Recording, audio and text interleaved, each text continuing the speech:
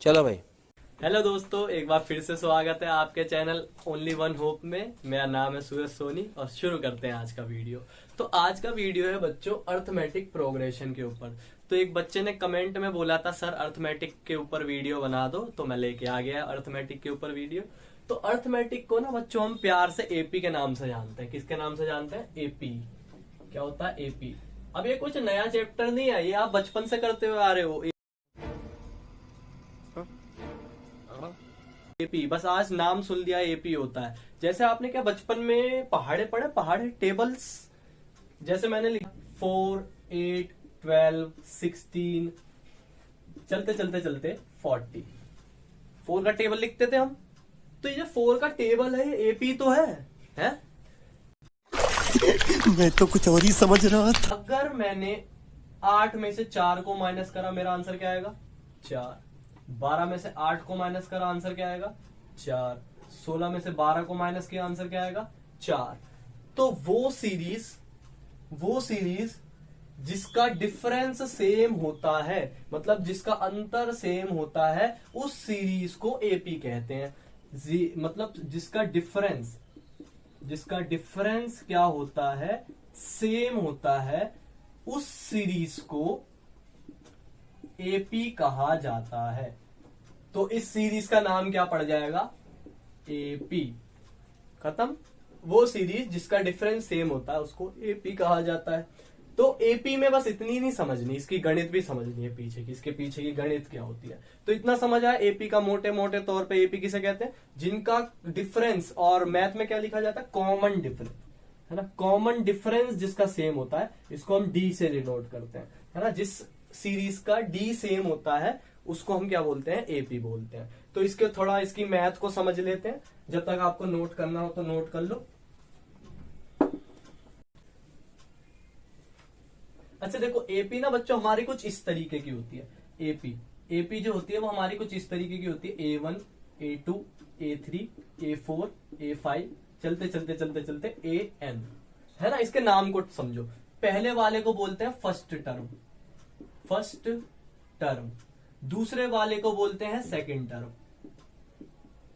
समझ गए होगे। तीसरे वाले को थर्ड टर्म, ऐसे ही fourth term, fifth term, sixth, seventh, eighth, ninth, tenth, और लास्ट में क्या आ गया? जैसे 51 तो 51th टर्म। तो लास्ट टर्म एन है ना, तो इसको हम बोलते हैं nth टर्म।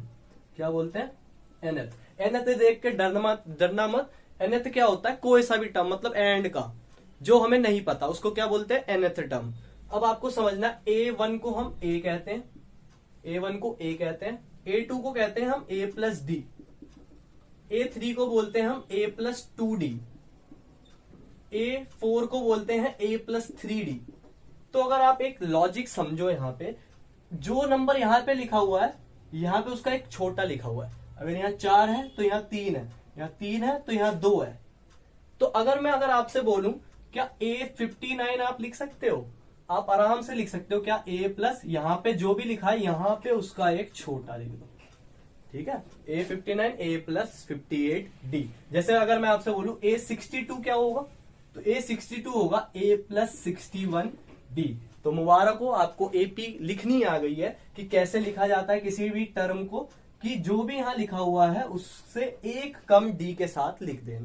वाह, इतनी बात समझ में आई कि एपी के टर्म को कैसे लिखा जाता है। जो भी यहां पे लिखा हुआ है यहां पे उसका एक कम लिखना है। अगली बात समझो।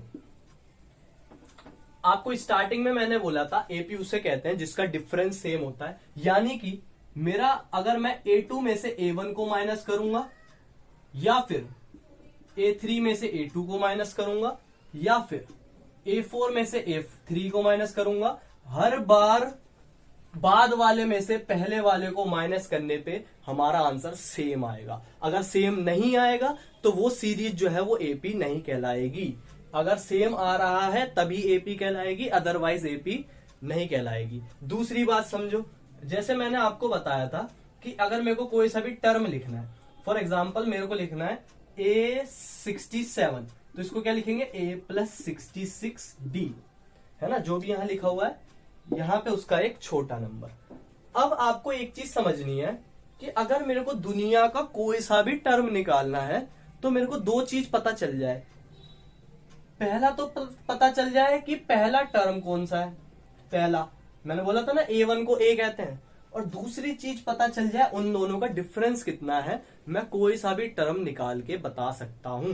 फॉर एग्जाम्पल अपने को कह दिया A जो है वो 4 है, D जो है वो 3 है, तो आपसे बोला A5 क्या होगा। A5 क्या होगा, A5 कैसे लिखते हैं, A प्लस 4D। A जो है वो आपका 4 है, 4 मल्टीप्लाई D जो है वो आपका 3 है, 4 प्लस 12 आपका आंसर क्या आ गया 16।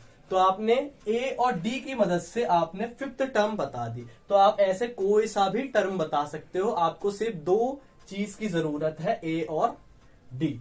आगे चलते हैं, nth टर्म की बात करते हैं। सर ये nth टर्म तो बताओ, nth टर्म भी कुछ भी नहीं है। nth टर्म एक ऐसा टर्म है जो हमें पता नहीं है, पर हम ये चीज तो समझ गए हैं कि यहाँ पे जो नंबर लिखा है यहाँ पे उसका एक कम होने वाला है, यानी कि A प्लस D तो सेम ही रहेगा, यहाँ पे जो लिखा है यहाँ पे इसका एक कम होगा। तो हमने एक फॉर्मूला बना लिया, इसको ही हमें याद करना होता है। तो मैंने आपको लॉजिक बता दिया कि क्या है, तो आपको याद करने की जरूरत नहीं पड़ेगी। आप कोई सा भी टर्म आएगा आप आराम से लिख सकते हो। an is equals to A plus N minus 1 D.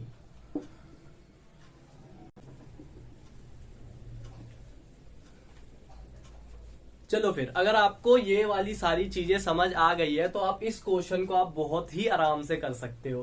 क्या कह रहा है, if the 10th term of an AP is 52, 10th term मतलब A10 जो है वो आपको क्या दे रखा है 52 दे रखा है, ठीक है। And 17th term is 20 more than 30, 13। आपको मैंने एक एज वाला सवाल एक एज वाला सवाल कराया था, अगर आपने नहीं देखा है तो मैं यहाँ पे आई बटन पे लगा देता हूँ, आप जरूर जाके उसको देखें। नहीं देखा, पूरा देखा। मैंने वहां पे एक बात बताई थी कि जो मोर शब्द होता है ना, मोर देखती आपको जोड़ना किस में होता है, छोटे वाले में होता है। तो आपको इसमें छोटा कौन दिख रहा है 17, 13। कह रहा 17 टर्म जो है वो 13 टर्म से 20 ज्यादा है, मतलब 17 बड़ा हुआ, 13 से 20 ज्यादा है, यानी कि 17 बड़ा हुआ। तो आपको छेड़छाड़ किसके साथ करनी है, छोटे वाले के साथ। ये मैंने आपको छोटी क्लास बताया था क्या कहते हैं एज वाले सवाल में। तो A13 से कितना ज्यादा है 20 ज्यादा है। 17वीं टर्म जो है वो 13वीं टर्म से 20 ज्यादा है। तो आपकी यहाँ पे दो इक्वेशन बनती हुई दिख रही है। A10 को क्या लिख सकते हैं A प्लस 9D, अब तो लिख पा रहे हो फास्ट। A17 को क्या लिखते हैं A प्लस 16D।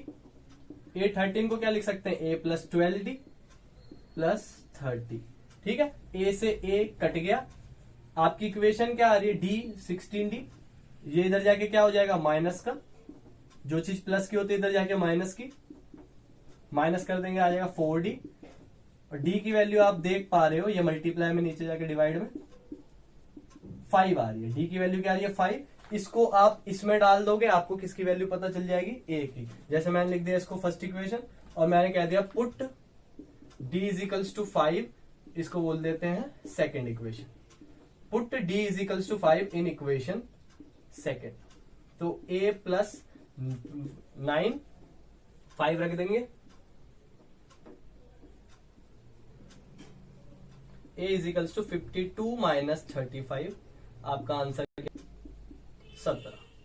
आपको A पता चल गया, आपको D पता चल गया, आपको क्या निकालना है A4 निकालना है। तो A4 निकालनी बड़ी चीज है क्या, A4 is equals to A plus 3D। A कितना दे रखा है 17, D कितना आया 5, यानी कि 17 प्लस 15 आपका आंसर क्या आ गया 32। तो आपने कितने आसानी से इस सवाल को हल कर दिया है। एक क्वेश्चन मैं आपको होमवर्क में दे देता हूं, जब तक आप इसको नोट करो।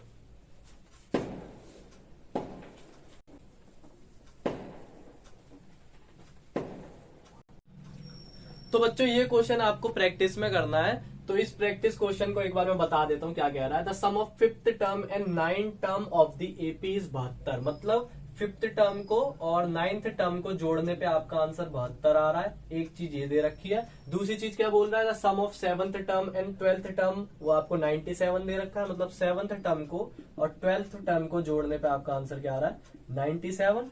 तो आपसे बोल रहा है A11 क्या होगा, तो A11 क्या होगा, A11 होगा A प्लस 10D है ना। तो मतलब आपको ए निकालना है, डी निकालना है, जो आप यहां से आराम से निकाल लोगे। A5 को आप लिख दोगे a प्लस 4d, A9 को लिख दोगे a plus 8d is equals to 72, a plus 6d, a plus 11d is equals to 97। ठीक है, तो आपकी दो इक्वेशन बनेगी। आपको आता होगा एलिमिनेशन या सब्सटीट्यूशन मेथड, उससे सॉल्व करके आप ए और डी की वैल्यू निकाल के इसमें रख देना, आपका सवाल हो जाएगा। ठीक है, तो मिलते हैं नेक्स्ट वीडियो में, तब तक के लिए पढ़ाई करते रहो।